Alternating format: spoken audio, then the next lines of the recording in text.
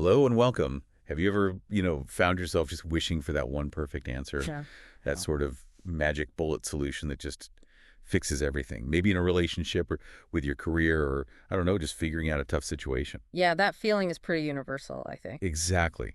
And that desire for a simple fix, well, that's really what we're getting into today. We're doing a deep dive into some fascinating source material called Beyond Panaceas, Challenging Beliefs and Navigating Adulthood. Right.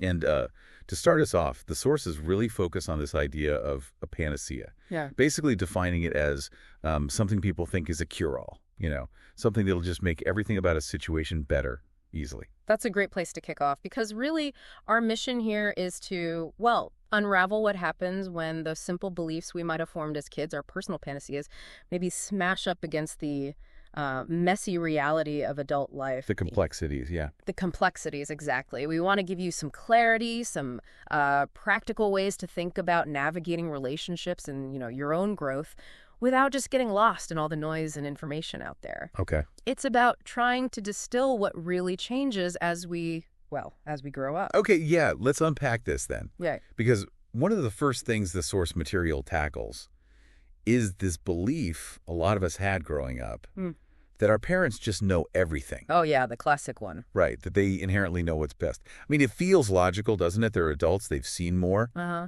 But here's where the sources throw in a curveball. They suggest that actually parents are often just, repeating what their parents taught them. Right, passing it down. Exactly. It's not necessarily the objectively best way, just what got passed down. Yeah. Almost like an inherited curriculum, as this source sometimes puts it, a generational thing. And what's really interesting there is the implication isn't just about spotting bad advice, it's understanding the pattern. The cycle, yeah. The cycle. So the insight for you listening is realizing that for real growth, you kind of have to step outside that inherited stuff, that programming almost, and consciously build your own way of understanding things. The sources really stress that maturity isn't just soaking things up.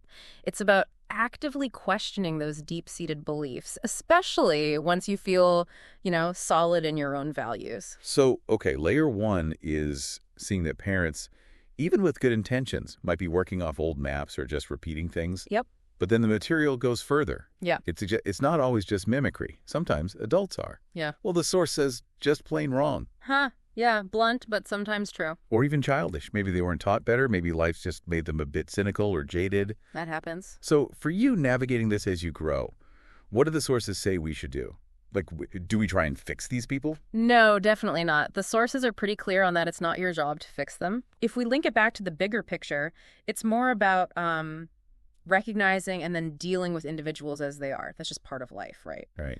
The advice is basically to flag those adults, which practically means spotting the patterns in how they act, identifying where their sort of rules seem off compared to what you see as rational or, grown up, which leads to a big question, doesn't it? If some people are playing by different, maybe weird rules, how do you deal with that without getting angry or let down all the time? That's a really key distinction. Yeah.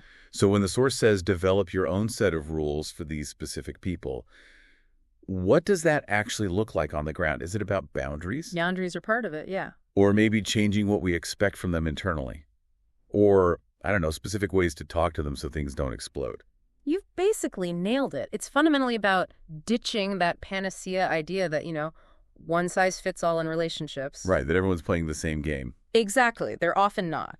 So instead, you build this flexible approach based on who you're actually dealing with. Okay. So your own rules might mean, say, you recognize a relative just loves stirring up drama, so your rule for them is keep chat short, stick to facts, don't get pulled into the emotion. Avoid the bait. Avoid the bait. Or maybe a colleague always promises the moon but under-delivers. Your rule is, okay, build in extra time, double-check their commitments. Right, practical adjustments. It's about adapting to the person, not wishing they fit some ideal mold.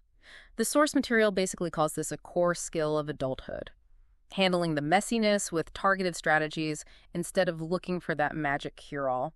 So as we kind of wrap this up, we come back to where we started challenging that whole idea of panaceas. Yeah. There really aren't any simple cure-alls for, the complexities of growing up or dealing with all the different kinds of people and relationships out there. Not at all. It's complicated. It's messy. And definitely no one-size-fits-all instruction manual.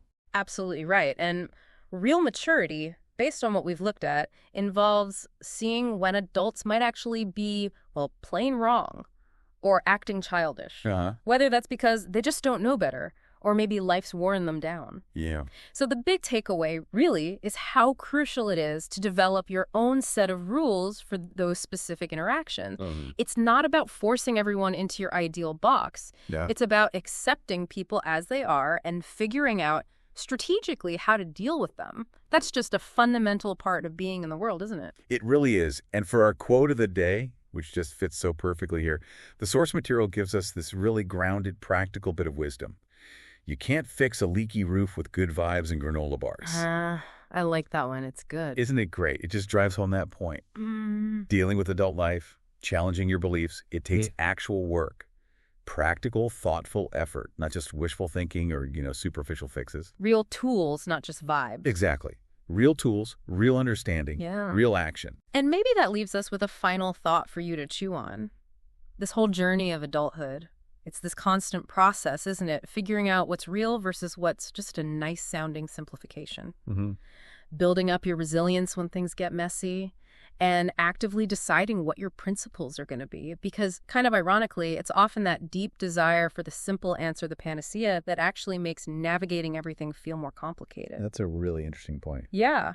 The real growth seems to happen when you accept the lack of easy answers and start defining your own way forward in a world that, let's face it, rarely offers those universal cure-alls.